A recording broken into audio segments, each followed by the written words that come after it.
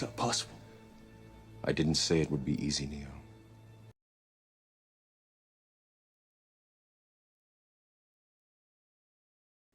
There he is. All right, Mr. Baptiste, introduce yourself. Tell us your name and DOC number.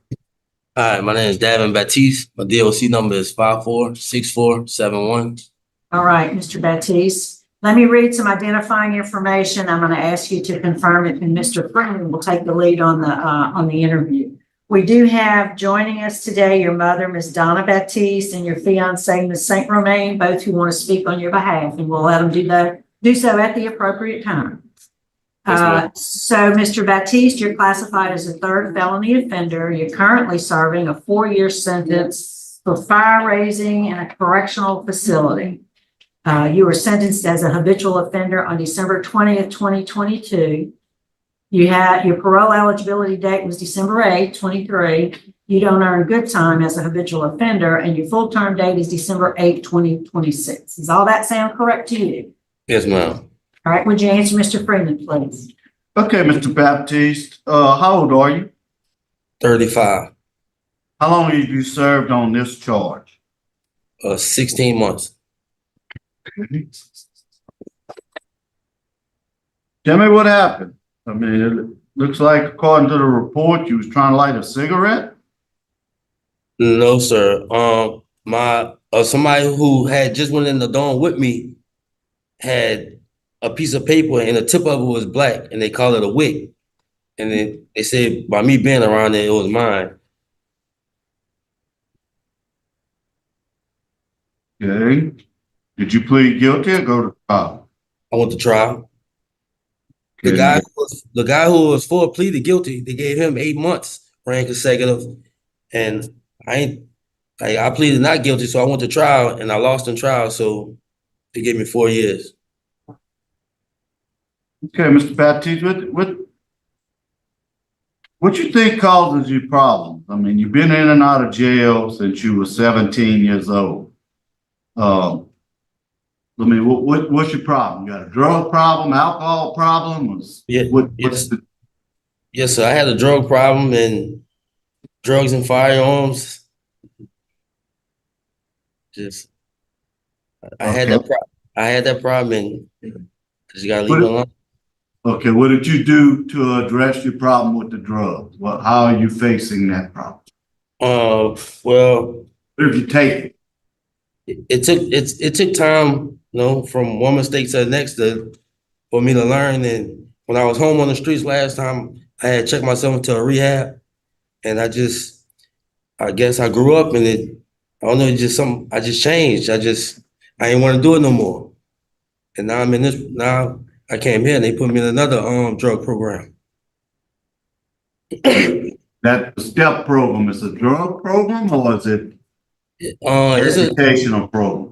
It's a drug and anger management program. I think they can help. Okay, how long does the program last? Well, it's 3 different steps. It's step 1, step 2, step 3. And if you start in step 1, it's a year. If you start in step 2, is for 8 months, and step 3 is 12 months. I think they all 4 months apiece. Like right now I'm in step 2. Okay, so when do you feel you'll be completed with the STEP program? I'm almost finished the last step, right? I mean, I'm almost finished the second step right now. Then I'm in step 3, and after that, then I'll be finished with it. Okay. And how long you said step 3 lasted? 4 months. 4 months. Okay. All right. Yeah, you have strong law enforcement opposition. DA is opposed. The sheriff is opposed. Brittany St. Romain, your girlfriend, is unopposed. How many children do you have? 6. 7. Okay. No, 6. Okay. 6. I got 6 biological and 1 step. Okay. Do you have any contact with the children? Yes, sir. Yeah, how often y'all have contact? Few times a month. All right. Do you, realize that you have a detainer on you for Georgia? Did they tell you that? Yeah, yes, sir. That's for a traffic ticket that I had got since 2017. That DWI? No. I was driving and I had my ID. I just didn't have my personal driving license on me. Okay, what's gonna be your residence plan? Where you gonna live if you get out? With my mother, Okay, where's your mother live? Lacombe, Okay. Where are you gonna work? Premier Motorsports in Slidell, Louisiana. Okay, they positive you got that job? Yes, sir. I talk to my boss quite often, at least once a week. Had you worked for him before? Yes, sir. You're lucky he's still holding that. Yeah. What about your sobriety plan? How are you gonna stay sober? Tell me what you can do when you're on the streets to make sure you stay sober. I have one sponsor, but I'm just stay with my family mostly. You're gonna go to meetings? Yeah. Yes, sir. Are they offer any classes over there? I seen you hadn't taken many. What classes have you taken? I took 3 Not since over there, but when you was in St. Tammany. Oh no, they had some classes, but only select few was able to get in them. I guess because they had so many people there. But I used to write for them, but it wasn't. They kept saying that I had too much time.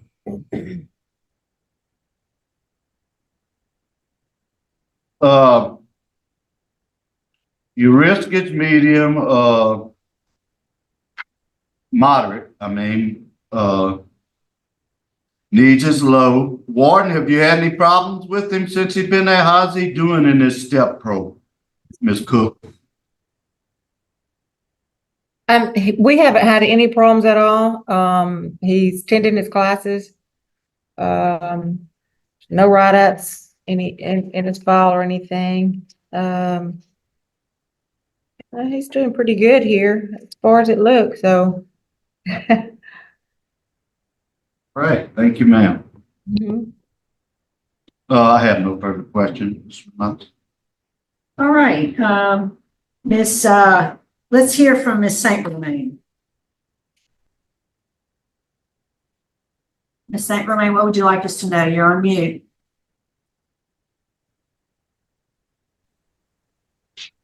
Where did it go? There you go. We can go ahead.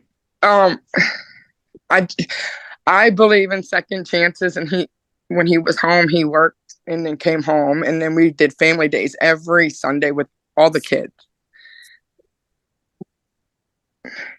We have a little girl. She's almost 1. All his kids are daddy's babies, especially his little girls. But he is a hardworking man.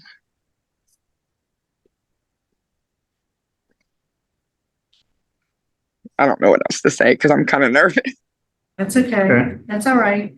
So why don't He has changed a lot, and he worked from morning till dark and came right home. Or when he would get off, he would go to his mama's house. He was never in any trouble out here.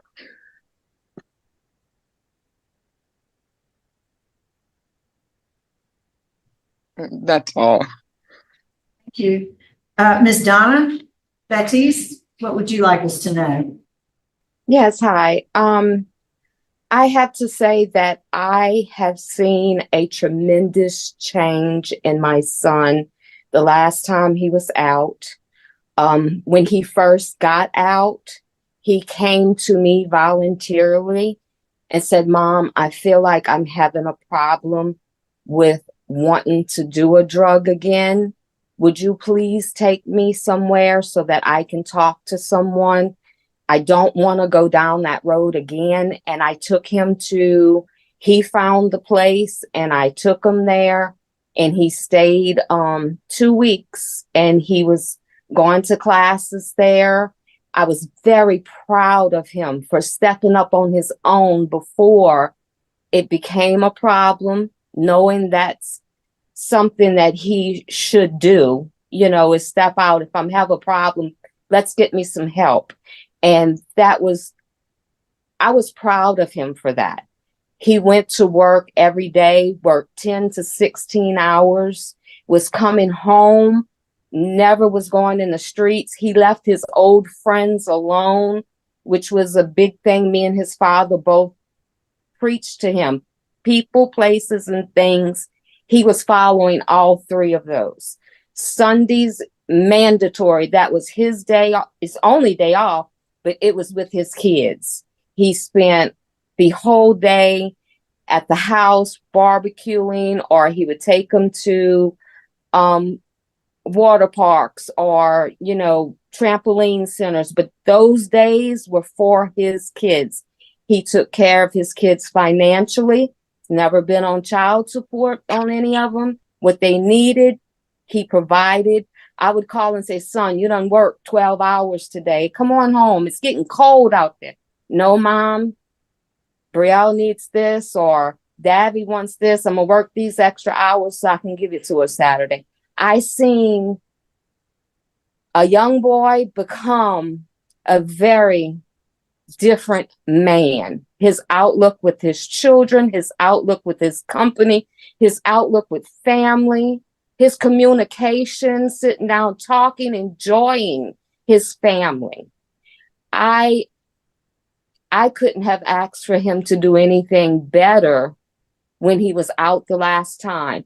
I have had constant contact with him while he has been locked up this last time, which was for this charge before he was out. And like he said, the guy who did start the fire, he did plead guilty. He did say he started it.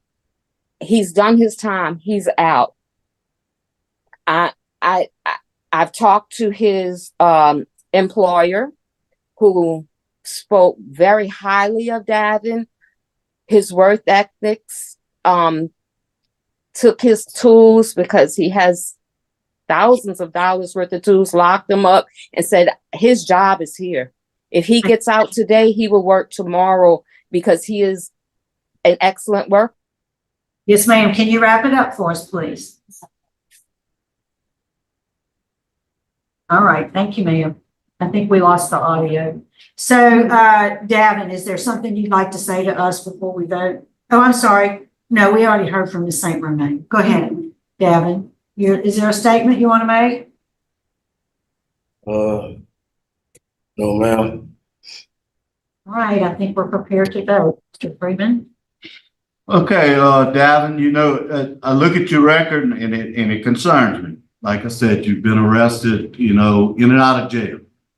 Your mom talks great about you, thinks you've made the corner. Your fiance feels that you've made the corner. Me, I'm hoping you made the corner, because this is your time now. You know, one more conviction, what that's gonna make you a fourth, you're gonna do some serious time. Okay? So my vote today is to grant conditionally on him completing the STEP program. So you'll have to complete that program before you are released.